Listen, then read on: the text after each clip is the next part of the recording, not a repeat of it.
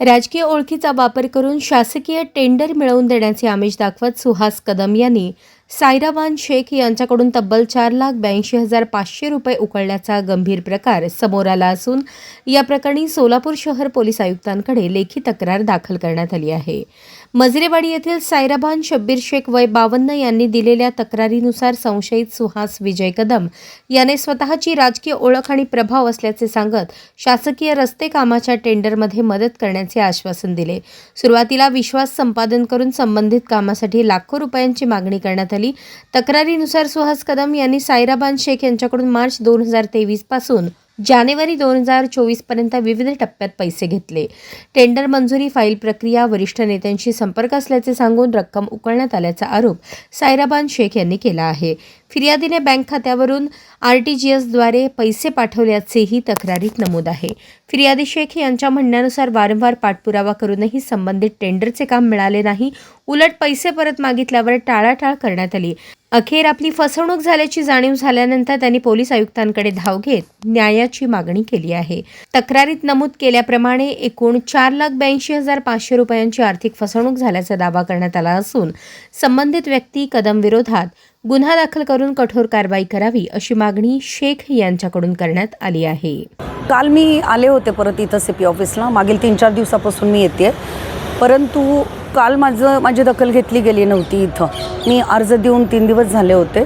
मग आज मला CP साहेबांनी वेळ दिला आणि माझ्याशी ते बोलले आणि मला ते न्याय नक्की देतील असं म्हटलं। असं कधी होणार नाही, पोलीस तुम्हाला न्याय देणार नाहीत असं। महिलांना न्याय मिळेल, ज्याच्यावर अन्याय झाला आहे, ज्याची फसवणूक होते, तुम्हाला त्याच्यापासून न्याय मिळेल असं मला साहेबांनी आज ग्वाही दिलेली आहे। कोणी फसवणूक केली आणि कशी फसवणूक केली? राष्ट्रवादी काँग्रेस पार्टीच्या एका युवक अध्यक्षानं, तत्कालीन युवक अध्यक्ष सुहास कदम ह्या व्यक्तीनं माझी फसवणूक केलेली आहे। मी अजितदादांचा कार्यकर्ता आहे, मी दादांच्या खूप जवळ आहे, दादा माझं सगळं ऐकतात आणि मंत्रालयातल्या अधिकाऱ्यांशी माझ्या ओळखी आहेत, तुम्हाला मी टेंडर घेऊन देईन असं मला त्यांना सांगितलं आणि माझ्याकडून पैशाची मागणी केली। मग मला वाटलं टेंडर आहे म्हणून मग मी पण दिलं होतं ते। मग परत RTGS करून मी त्याला दिले होते ते पैसे। तर त्याच्यानंतर त्यानं मला काय झालं विचारणा केली असता अधिकाऱ्यांच्या टेबलवर फाईल आलेली आहे, लवकरच आपलं होईल असं उत्तर तो देत गेला आणि पण माझं कुठलंही काम झालेलं नाही। मग मी विचारलं की मला माझे पैसे परत दे, तर तो पैसे परत द्यायला काही तयार नाही आहे। थोडे करून मी परत देतो असंही तो बोलला मला, परंतु तो देत नाही असं दिसल्यानंतर मला परत लोकांकडून कळलं की बऱ्याच महिलांची त्यानं अशाच पद्धतीनं फसवणूक केलेली आहे। पण मला त्याच्याबद्दल एवढं काहीच माहिती नव्हतं आधी, नाहीतर मी असं कुठलंही काम त्याला दिलं नसतं।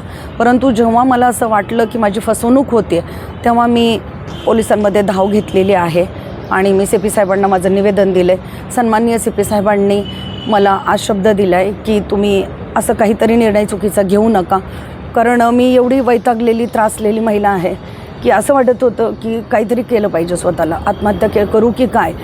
आर्थिक अडचणीमध्ये एखादी महिला येते तेव्हा तिला काही सुचत नाही आहे, तेव्हा ती असं काहीतरी निर्णय घेते। तेव्हा साहेबांनी मला सांगितलं, CP साहेब बोलले की मॅडम असं काही तुम्ही मनात आणू नका, तुम्हाला न्याय जरूर मिळेल, पोलीस प्रशासन नक्कीच तुमची दखल घेईल। आज हा शब्द मला साहेबांनी दिला आहे आणि म्हणून मी आज इथं आले होते। किती रक्कम आहे आणि किती रुपयाची? 2024ला घेतले होते त्यांना माझ्याकडून, 2023-24 ह्याच्यामध्ये जवळजवळ 9,45,000।